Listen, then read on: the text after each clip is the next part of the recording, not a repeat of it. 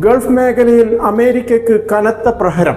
ഇറാന്റെ മിസൈൽ കരുത്തിനു മുന്നിൽ പകച്ചു നിൽക്കുകയാണ് അമേരിക്കൻ സൈന്യം. കുവൈത്തിലെ അൽ ഷുവൈഖ് തുറമുഖത്തും ദുബായ് ബീച്ചുകളിലും ഇറാൻ നടത്തിയ മിസൈൽ ആക്രമണത്തിൽ അമേരിക്കൻ യുദ്ധക്കപ്പലുകൾ തകർന്നു. നിരവധി സൈനികർ കൊല്ലപ്പെട്ടതായി റിപ്പോർട്ട്. ഓപ്പറേഷൻ ട്രൂ പ്രോമിസ് 4ന്റെ ഞെട്ടിക്കുന്ന വിശദാംശങ്ങൾ ഈ വീഡിയോയിലൂടെ.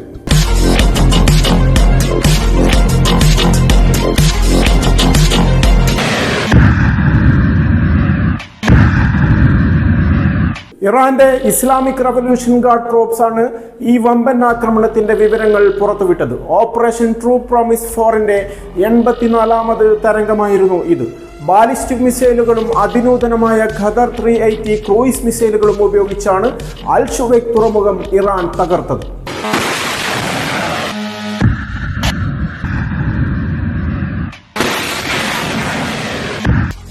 തുറമുഖത്ത് നങ്കൂരമിട്ടിരുന്ന 6 അമേരിക്കൻ ലാൻഡിംഗ് ക്രാഫ്റ്റ് യൂട്ടിലിറ്റി കപ്പലുകളെയാണ് മിസൈലുകൾ ലക്ഷ്യം വെച്ചത്. ഇതിൽ 3 എണ്ണം ആക്രമണത്തിന് പിന്നാലെ കടലിൽ മുങ്ങി.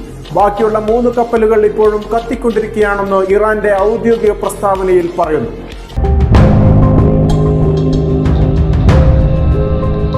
യുദ്ധമുഖത്ത് വിഷാദരോഗികളായ അമേരിക്കൻ സൈനികരെയും അവരുടെ തന്ത്രപരമായ ഉപകരണങ്ങളെയും ആക്രമിച്ചത് ലക്ഷ്യം കണ്ടു എന്നാണ് ഇറാൻ പരിഹാസരൂപേണ പ്രതികരിച്ചത്.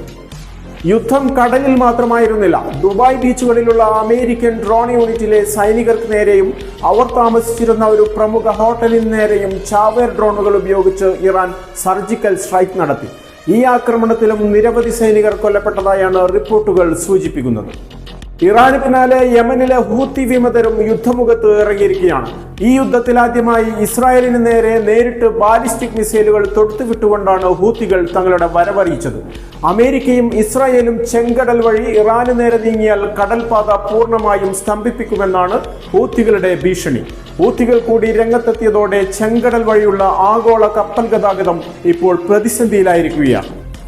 10 വർഷം യുദ്ധം ചെയ്ത് പിടിച്ചു നിൽക്കാനുള്ള ശേഷി തങ്ങൾക്കുണ്ടെന്നാണ് ഇറാൻ സൈന്യം വെല്ലുവിളിക്കുന്നത്. അമേരിക്കൻ സൈന്യത്തിന്റെ ചങ്കിടിപ്പിക്കുന്ന തിരിച്ചടിയാണ് കഴിഞ്ഞ ദിവസങ്ങളിലുണ്ടായത്. മേഖലയിലെ സാഹചര്യം ഓരോ നിമിഷവും വഷളായിക്കൊണ്ടിരിക്കുകയാണ്. വരും ദിവസങ്ങളിൽ അമേരിക്കയും ഇസ്രായേലും ഇതിന് എങ്ങനെ തിരിച്ചടി നൽകുമെന്ന് ലോകം ഉറ്റുനോക്കുന്നു.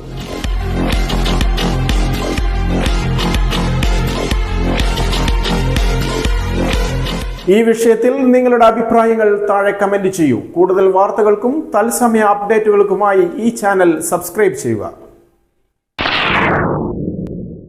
കൂടുതൽ വാർത്തകൾക്കും വിശേഷങ്ങൾക്കും ന്യൂസ് ലൈവ് TV സബ്സ്ക്രൈബ് ചെയ്യുക.